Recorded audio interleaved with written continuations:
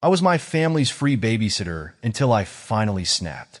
Have you ever felt like your entire life was meant to serve others? Like no matter what you did, you were always the afterthought. The one expected to adjust, to sacrifice, to bend so that everyone else could live comfortably? That was my reality. For years. And I told myself it was okay. That it was normal. That family was supposed to lean on each other. But the truth? I wasn't part of a family. I was part of a system designed to benefit everyone but me. I didn't see it at first. When my parents asked me to move back home after my lease ended, I figured it was temporary. Just a few months, I told myself. Save up some money, help out a little, and then move on to the next chapter of my life. I had a stable job in marketing. I was doing well financially, and it wasn't like I couldn't afford to live on my own. But my parents made a compelling argument. It just makes more sense, my mom had said over dinner that night. Why waste money on rent when you could stay here and help out a little? Besides, my dad added, your mom's hours at the library have been cut back and things at the factory aren't looking great. We could really use the extra help with the bills. Just for now. I should have known just for now was a lie. At first, it seemed manageable. I worked, I came home, I covered the bills, and in return, my mom made sure dinner was always on the table. It felt fair, like an arrangement between adults. Until my sister, Emily, showed up on my doorstep with 2 kids, a husband, and no intention of leaving. I still remember the way my parents' faces lit up when she walked through that door. Like she was royalty returning to her kingdom. Oh, my sweet girl, my mom cried, pulling her into a hug. And my precious grandbabies. My dad immediately scooped up 5-year-old Emma, while my mom fussed over 3-year-old Jacob. I stood there, invisible, watching the way they gravitated toward her, the way they hung on to her every word. How's the house? How's work? How's Mark doing? Tell us everything. They asked her about every mundane detail of her life. What new words Jacob had learned, how her book club was going, even how her hydrangeas were doing this season. Meanwhile, when I had landed a major contract at work, the best my mom could muster was a distracted, "Oh, that's nice, honey. Emily, did you see that new boutique downtown? I bet you'd love it." I should have left then. I should have packed my bags and walked out the door. But I didn't, because Emily's visit wasn't just a visit. It was an invasion. Over dinner that night, she dropped the bombshell. Mark's company folded, she said, stabbing at her salad like it personally offended her. We lost everything. The rent, the bills, we just can't make it work right now. I saw it before she even said the words. The expectation. The unspoken demand hanging in the air like a storm cloud ready to burst. Could we stay here for a while? Mom didn't even hesitate. Of course, sweetheart, she gasped. We'll make room. No discussion. No questions. Just instant acceptance. I cleared my throat. Maybe this is a good time for me to start looking for my own place. You'd think I had suggested selling the house and moving to Mars. Don't be ridiculous. My mother snapped. There's plenty of room for all of us. Dad nodded, his voice firm. We're family. We stick together during hard times. I looked around the table, my parents glowing with excitement, Emily looking pleased with herself, Mark nodding along like a man who knew he'd just gotten away with something. And I realized something that night. I was nothing more than a resource to them, a means to an end. Emily moved in that weekend. 3 cars full of furniture, toys, and clothes filled the driveway. My old room, the only space I had, was given to Emma and Jacob as a playroom. I was relocated to the smallest room in the house, the former storage closet, barely big enough for a twin bed. The kids need space, my mom had said like it was obvious. And just like that, I wasn't just paying for everything. I was also their live-in babysitter. At first, it was little things. Hey, could you watch them for an hour while I run to the store? Emily would ask. Then it was, hey, Mark and I haven't had a date night in months. You don't mind watching them tonight, right? Soon, my weekends weren't mine anymore. Friday night? Gone. Saturday? Gone. Sunday? Oh, you better believe that was gone too. And whenever I tried to push back, to set a boundary, my mother would sigh dramatically, like I had deeply disappointed her. Think of this as practice for when you have kids someday. Honey, she'd say with a knowing smile. I wasn't their daughter anymore. I was the help. For months, I let it happen. Because what else could I do? This was family. You don't just abandon family, right? But here's the thing about being the one who always sacrifices, always bends, always gives. One day, you break. And when I finally snapped, I burned it all down. I was 12 years old when I realized I was nothing more than a supporting character in my own family story. I still remember that day. I came home, practically bursting with excitement, holding my straight A report card like it was a golden ticket. I had worked so hard for it. Late nights, extra credit assignments, studying under my blankets with a flashlight when I was supposed to be asleep. I ran into the kitchen where my mom was on the phone, laughing. "Mom, look, I got straight A's." I held up my report card, beaming. She glanced at it for less than a second. "That's nice, sweetie," she said distractedly before turning back to her conversation. So anyway, Emily just got her acceptance letter to UCLA. We're so proud of her. My stomach dropped. Emily. It was always Emily. I walked out of the kitchen, my heart sinking. That night at dinner, they didn't talk about my grades. They talked about how they were going to throw Emily a celebration dinner at her favorite restaurant, how they would start looking into student loans, how they would do whatever it took to support her dreams. That was when I learned my place in the family. Emily was the star. I was the understudy, and the pattern never changed. When she graduated high school, they threw her a huge party. When I graduated, Mom ordered a cake from the grocery store, and we ate it at the kitchen table. When she needed money for college, they took out loans without hesitation. When I brought up the idea of college, "You'll figure something out, honey," Mom had said. So I did. I worked twice as hard. I hunted for every possible scholarship. I stayed up late writing essays. I worked part-time jobs. And when I finally got into a good university on a full-ride scholarship, I thought, maybe now they'll see me.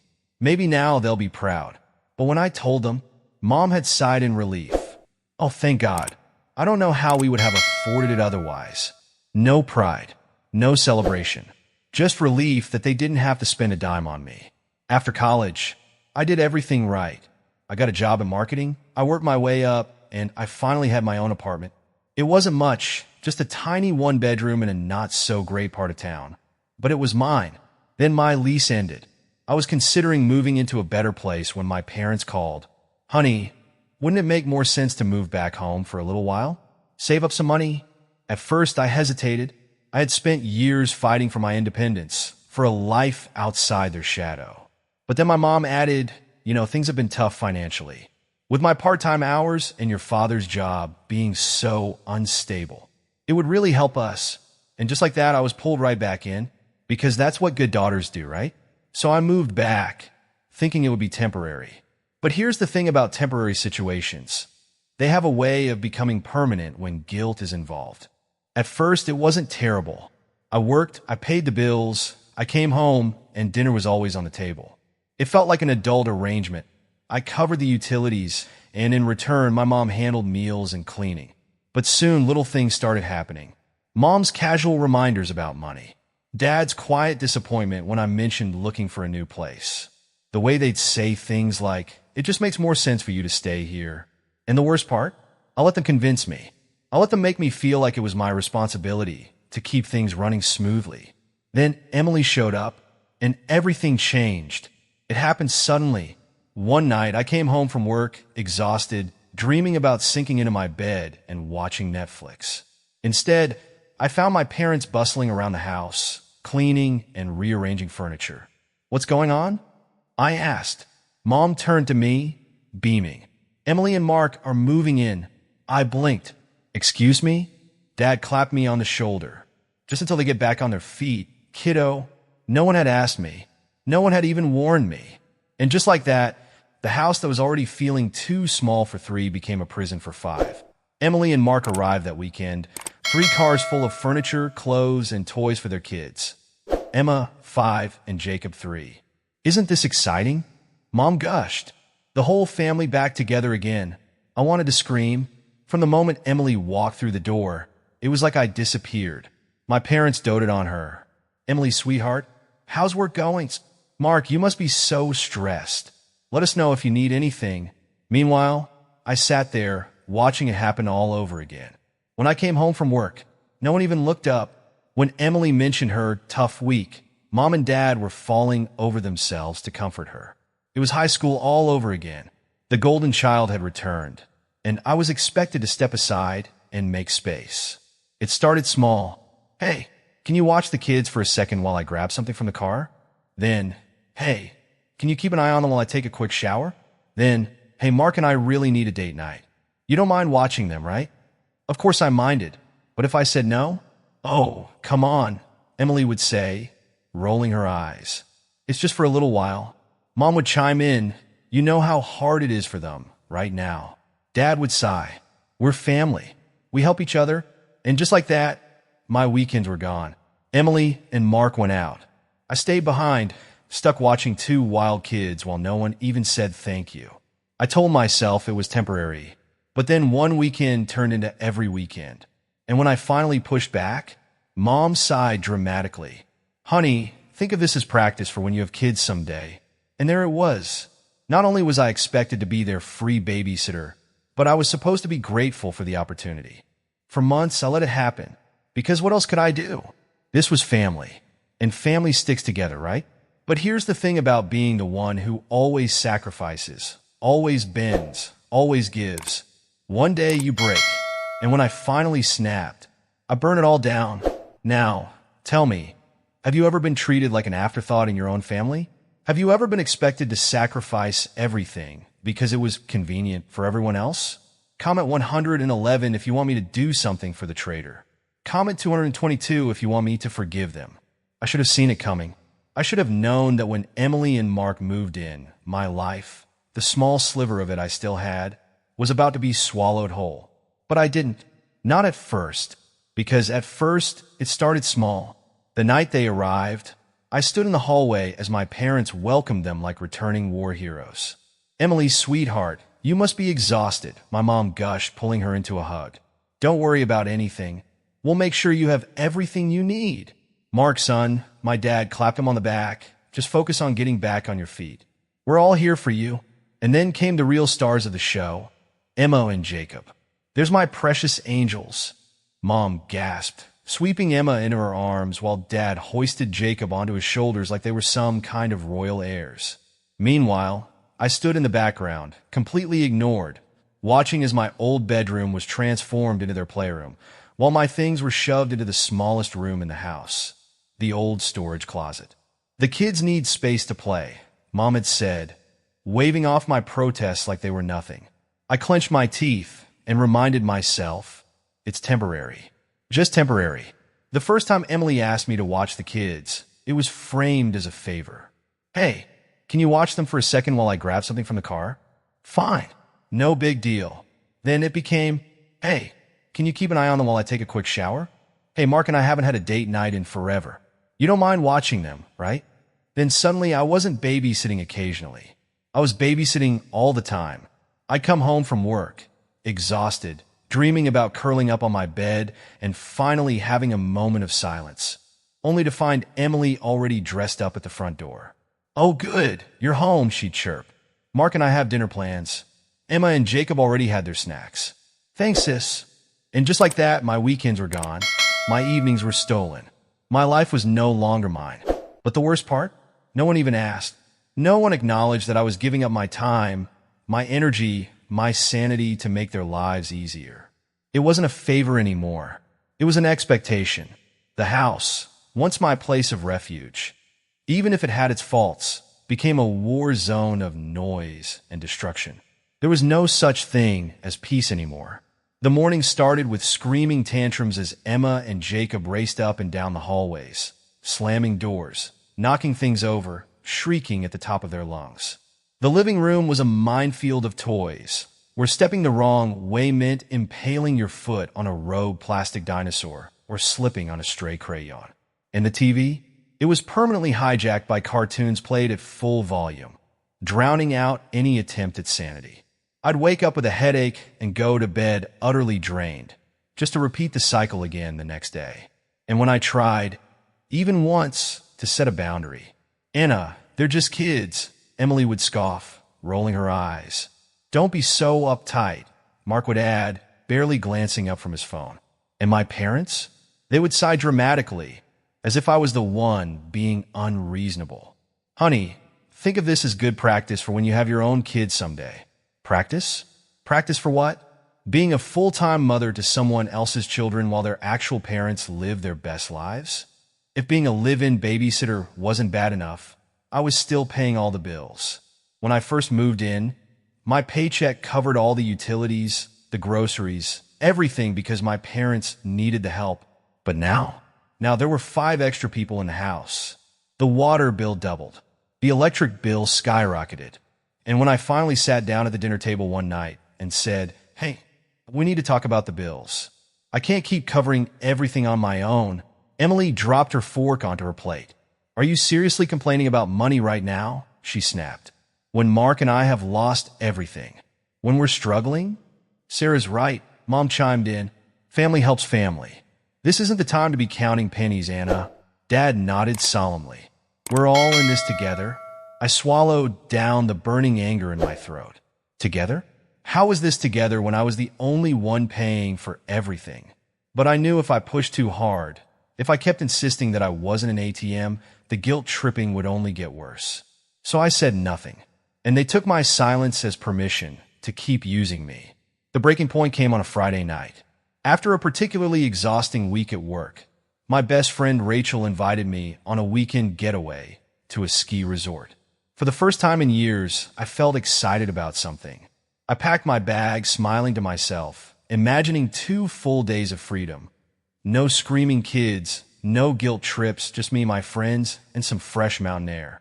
But just as I was zipping up my duffel bag, Emily appeared in my doorway. "What are you doing?" she asked, her eyes narrowing at my half-packed bag. "I'm going on a trip," I replied, rolling up my sweater. Rachel invited me to Pine Ridge for the weekend.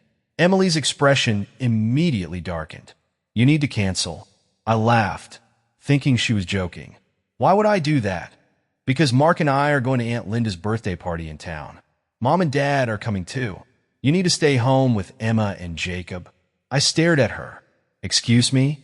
"It's already decided," she said, crossing her arms. "We talked about it. It's the most logical arrangement. We go to the party, and you stay with the kids." I felt something inside me snap. For months, years, I had bent, I had given, I had let myself be used because that's what family does. But at that moment, I didn't feel like family. I felt like staff, like to help, and I was done. "No," Emily blinked. "What?" "No," I said again, louder this time. "I'm not staying home with your kids. They are not my responsibility. You figure it out." Emily's mouth fell open. Within seconds, the entire house was in chaos. Mom and Dad came storming into my room, demanding to know what was going on. "Anna, don't be selfish," Mom scolded. "After everything we've done for you," Dad added. Mark muttered under his breath, "Ungrateful." But I didn't care. For the first time in my entire life, I stood my ground. And the next morning, I walked out of that house for good. If you agree with my decision to finally walk away, comment 111. If you think there was another way to handle it, let me know in the comments. I had spent years bending, sacrificing, and giving up my time, my money, and my peace for a family that only saw me as a convenient solution to their problems. But that Friday night, that was the night it all changed. That was the night I stopped being their servant. I was in my tiny room, the storage closet they so graciously let me have, folding my last sweater into my duffel bag. The weekend getaway with Rachel was the first thing I had done for myself in years. And for the first time in forever, I felt excitement instead of obligation. I could already picture it, skiing down the slopes, drinking hot chocolate by the fire, laughing with my friends instead of spending my weekend trapped in that house, catering to everyone else's needs. I was finally putting myself first. Then, Emily appeared in my doorway. "What are you doing?" she asked, her voice suspicious, her eyes narrowing at my half-packed bag. I didn't even look up. "Packing for my trip," I said casually. "I'm going to Pine Ridge with some friends for the weekend." Her expression darkened instantly. "You need to cancel," she said, folding her arms across her chest. I froze for half a second before letting out a small laugh. "Excuse me?" "You heard me," she said sharply. "Mom, Dad, Mark, and I are going to Aunt Linda's birthday party in town. You need to stay here with Emma and Jacob." And there it was, the entitlement, the expectation, the assumption that my life, my time, my plans, None of it mattered as long as I was available to make her life easier. I felt something inside me snap. No, Emily blinked. What? No. I repeated, this time with more force. I'm not staying home to watch your kids. I have plans. You figure it out. For a moment, she just stared at me, as if she couldn't comprehend what I had just said, like I had just spoken in a language she didn't understand. Then her face turned red with rage.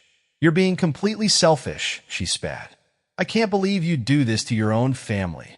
Within minutes, my parents were in my room, their faces twisted in anger and disappointment. Anna, what is this nonsense about you leaving? Mom demanded, her hands on her hips. We have plans, Emily shrieked. And now you're just abandoning us? You need to cancel this little trip of yours, Dad said firmly, crossing his arms. We're family. We help each other. I should have felt guilty, but I didn't. For the first time in my life, I felt clear-headed. I saw through the manipulation, the guilt-tripping, the gaslighting. They weren't angry because I was being selfish. They were angry because I was no longer bending to their will. I helped this family every single day, I said, my voice calm but firm. I pay the bills. I take care of the house. I watch Emily's kids without ever being asked, without ever being thanked.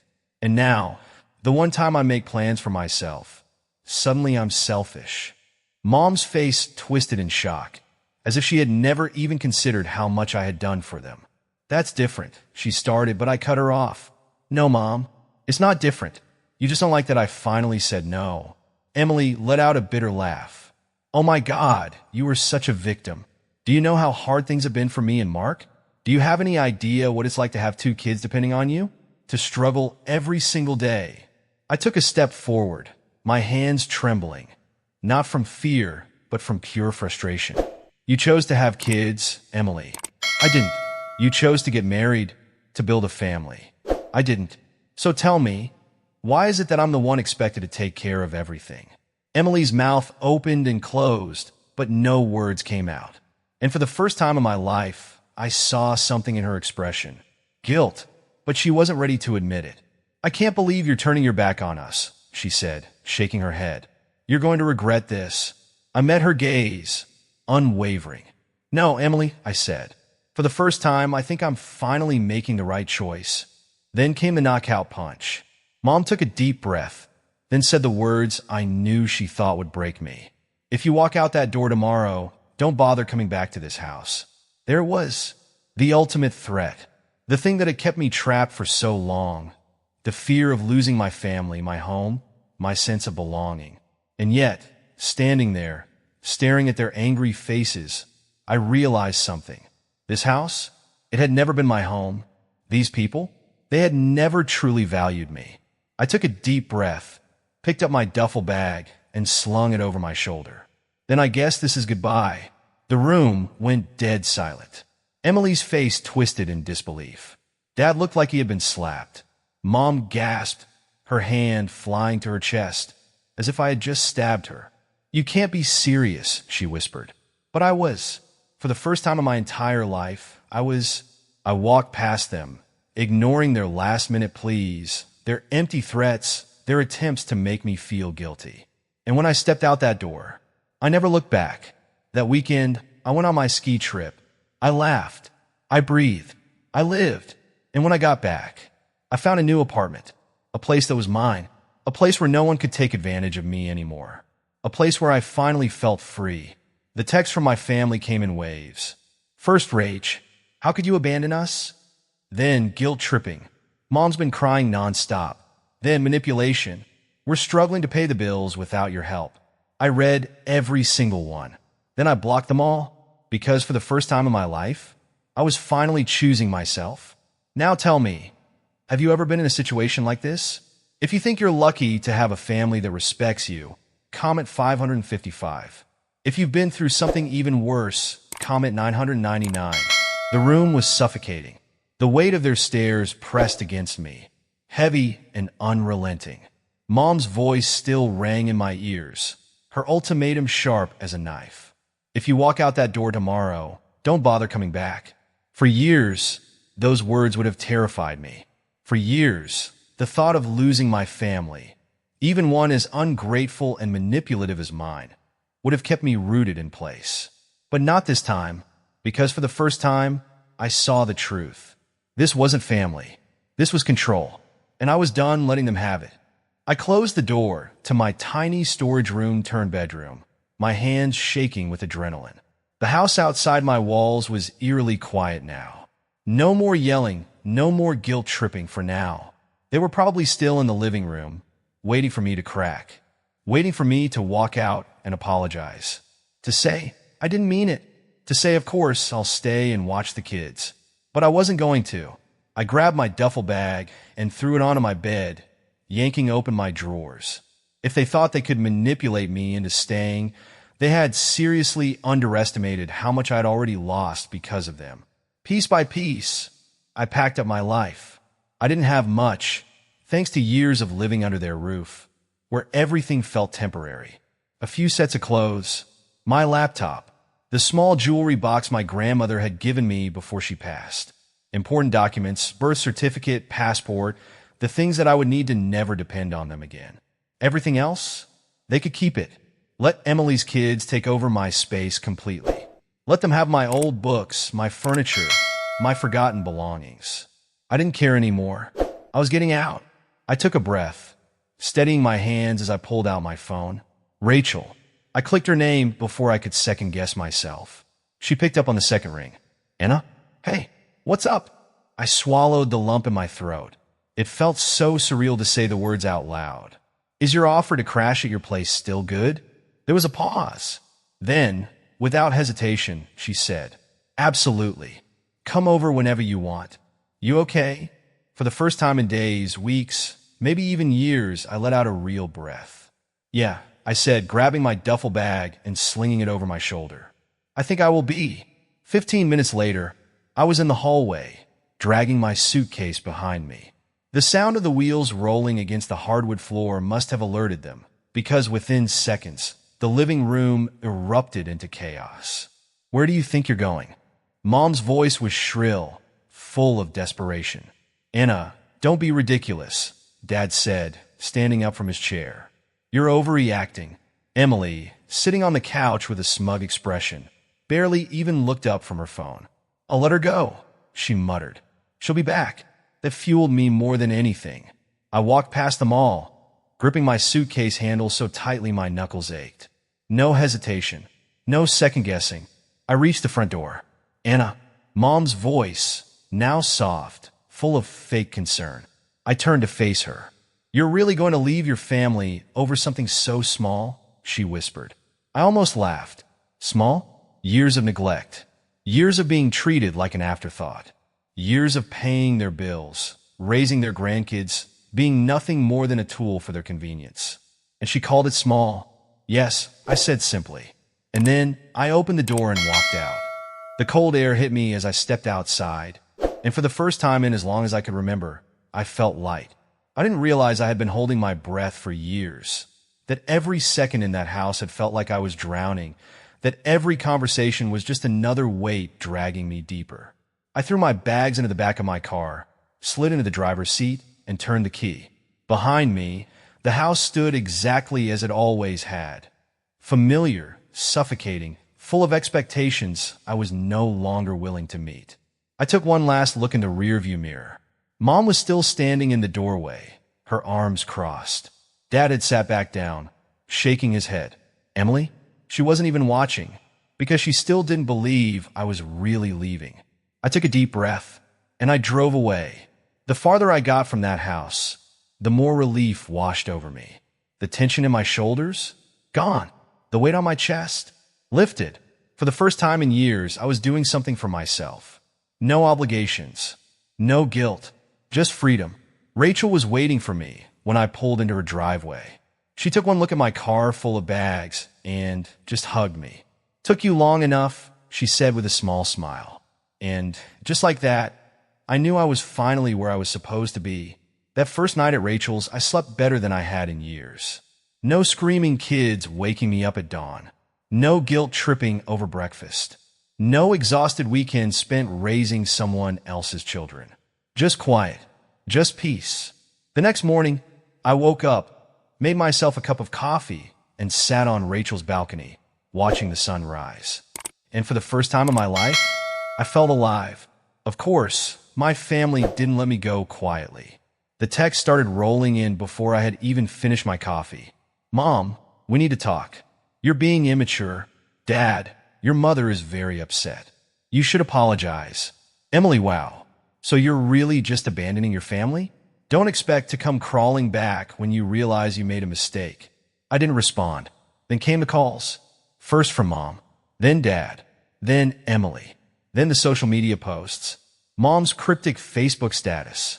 Sometimes the people you love the most turn out to be the most ungrateful. Emily's more direct post. Some people don't understand the meaning of family. It's sad, really. It was so predictable. And it didn't work because I had finally learned the most important lesson of my life. People who only love you when you're useful to them don't actually love you at all. So I did the one thing I had never had the courage to do before. I blocked them, all of them. And just like that, I was free. It's been months now. I have my own place, a small, cozy apartment where no one tells me what to do. I wake up every morning in silence, not to the sound of kids screaming or someone demanding something from me. I spend my weekends however I want. And every day, I remind myself, I should have left sooner, but I left exactly when I was ready. And that's enough. If you think you're lucky to have a family that respects you, comment 555. If you've been through something even worse, comment 999. The first morning in my new apartment was silent. No screaming kids, no clattering dishes, no guilt-tripping voices calling my name before I'd even had my first sip of coffee. Just peace. For a moment, I sat in bed, staring at the ceiling, letting the realization sink in. I was free. No obligations. No responsibilities that weren't my own. No more living for everyone else while being treated like I didn't matter. For the first time in years, I could breathe. I could live, and I had no intention of ever going back. At first, my new routine felt foreign. I was so used to waking up early to clean up after everyone, make breakfast, entertain kids, pay bills I wasn't even responsible for, that when I finally had my own space, my own time, I didn't know what to do with it. So I let myself relearn what it meant to live for myself. I went to the gym before work because I could. I cooked whatever I wanted, not worrying about who would complain.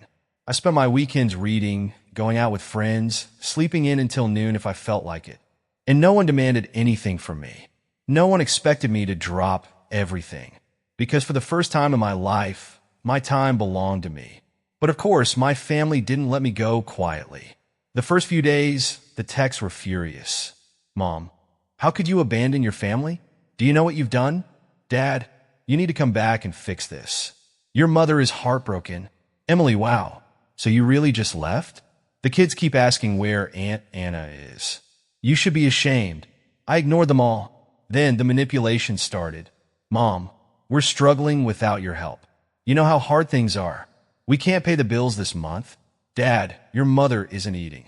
She cries all the time. You need to make this right. Emily, it must be nice to just walk away while the rest of us have to deal with reality. But don't expect to come crawling back when you realize how selfish you were. I read them all. Then I turned off my phone, took a deep breath, and went out for dinner with friends. Because for the first time in my life, their problems weren't my problems anymore. A week after I left, my phone rang. Mom! I stared at the screen, my stomach tightening. I almost didn't answer, but something in me needed to hear it, to face it one last time. So I picked up. Anna. Her voice was sharp, clipped, angry. Mom, I cannot believe you would do this to us. There was the accusation, the guilt, the expectation that I would fall back in line. I didn't do anything to you, I said, keeping my voice steady. I just finally did something for myself. Your father and I have bent over backward for you. We let you stay in our home. I let out a sharp, bitter laugh. Let me? I paid every bill in that house. I watched Emily's kids every weekend. I carried all of you. And you call that letting me stay? Silence.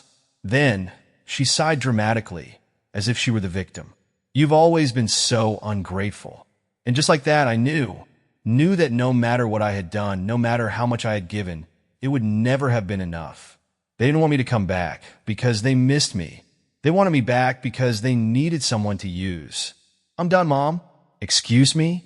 I'm done being your backup plan. Your wallet. Your free babysitter. I'm done being treated like I don't matter. Anna, don't be ridiculous. Goodbye, Mom. And then for the first time in my life, I hung up first. I sat there for a long time, staring at my phone. The final thread connecting me to them had snapped, and it was time to let it go completely. One by one, I blocked them all. Mom, Dad, Emily, Mark, every number, every social media account. Gone. Because I finally understood something. You don't owe people access to you just because you share DNA. If someone only loves you when you're useful to them, they don't actually love you at all. And I was done pretending otherwise. The next weekend, Rachel and I took a road trip to the mountains.